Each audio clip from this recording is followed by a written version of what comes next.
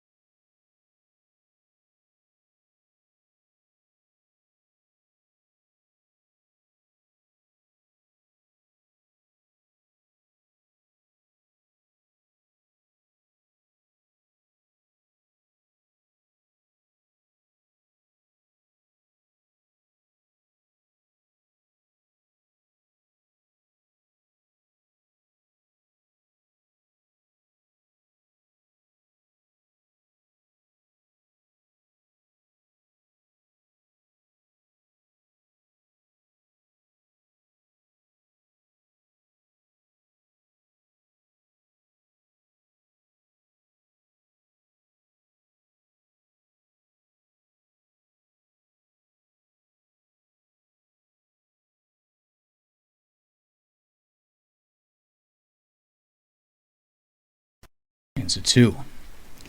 In the first half of stanza 2, the feelings of happiness and comfort continue. Coleridge states that now children are loading up stagecoaches to go where I assume is home. As well, I assume the word breaking to mean individually pulling away from each other after the children are finished loading. Coleridge finishes the first half of the second stanza by stating that those very same stagecoaches that have been loaded and break away are riding very quickly to the village of Grenwick in England. Quote, now use the breaking stages load that's swiftly rattling over the road to Grenwick haste away, unquote.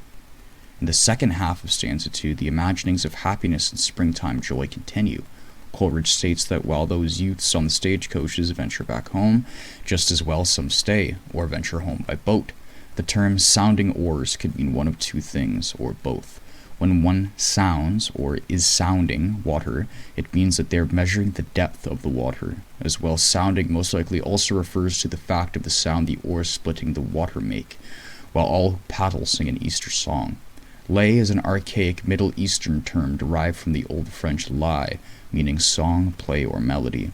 Quote, while some with sounding oars divide, smoothly flowing Thames the tide, all sing the festive lay. Stanza 3. In the third stanza, Coleridge shows off his school-learned studies a little, while still following the idea of bountiful happiness. The first line of the third stanza shows influence from Horace. Horace was an influential figure for most of the English Romantics, and Byron, Wordsworth, and Coleridge, as examples, all have poems that mention Horace as an influence. Coleridge is stating in the first half of the third stanza, with merry or amusing dancing, the children stomp and dance on the ground, their pleasurable joys echoing and reverberating through all the hills and fields. Those very same hills, personified as people once again, catch the cheerful, light-hearted springtime laughter and noise. Quote, with mirthful dance they beat the ground, their shouts of joy the hills resound and catch the jocund noise. Unquote. Coleridge continues his talk of spring jollity, but changes the viewpoint and focus from happiness to the end of that happiness with the arrival of a quick and dark evening. Interestingly enough, though, Coleridge seems to mention that the children's, quote, good moments, unquote, flying in transports together do so seemingly without complaint, no tears and no sighs, and without any sort of upset. Coleridge is beginning to get into the real content of the poem, the idea of virtue conquering suffering. Quote, without a tear, without a sigh, their movements all in transports fly, till evening ends their joys. Unquote. Stanza 4. In the first half of the fourth stanza, Coleridge starts to direct the poem to its ultimate point as mentioned previously.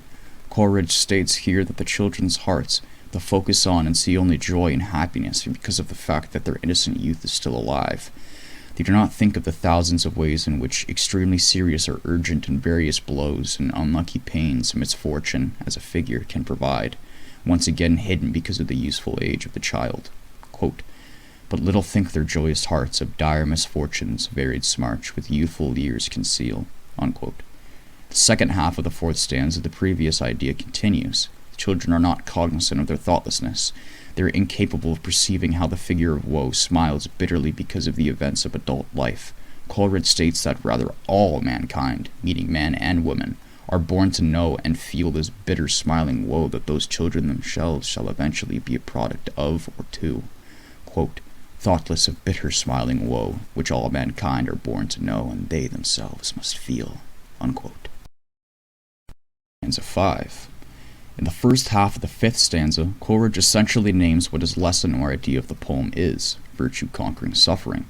Coleridge states how one can conquer the problems of the last stanza. The one who keeps his imagination set in the mind frame of wisdom, God's understanding, and his truth, as well as keeping a behavior that is firmly set in high moral standards, feels or expresses contempt or derision for the pains and problems that lie in becoming obsessive with and lost in power and money, and the issues that money causes one who isn't wise or virtuous. As well, one who has those properties will feel contempt at ills and fortune's power, which to this author means feeling disgust or contempt to the problems in one's way of success that are conquerable. To me, Coleridge is stating that one who is wise and virtuous will not fall slave to the greediness that fortune causes, as well as they will be able to actually use their willpower to conquer whatever problem lies in the way of fortune. They will not cry, will not weep at any arising problem. Rather, they will face it with wisdom and virtue and conquer. Quote, yet he who wisdom's path shall keep and virtue form that scorns to weep at ills and fortune's power. Unquote. In the second half of the fifth stanza, Coleridge continues his idea of those with wisdom and virtue conquering the ills of life.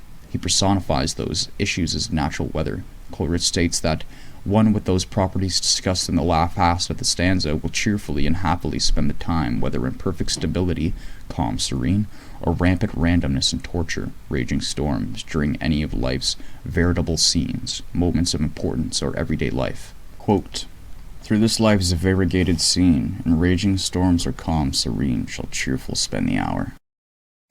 Stanza 6. In the first half of the sixth and final stanza, Coleridge continues with his main idea of virtue conquering suffering.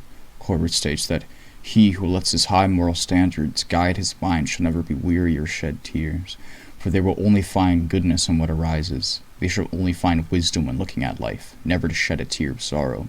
Quote, while steady virtue guides his mind, heaven-born content he shall find that never sheds a tear. Unquote. In the second half of the sixth and final stanza, Coleridge continues with his idea of mind-guided virtue. Coleridge states that no matter the weather, no matter the wind, no matter the depths of the metaphoric water that gives and recedes good and ill, one who stays a virtue-centric shall feel goodness in all things. Therefore, with this viewpoint, like how Coleridge may have viewed his Easter holidays, depressing for himself with being unable to see his family and his deceased father, but the other children do not have that viewpoint, only one of naive, joyful youth.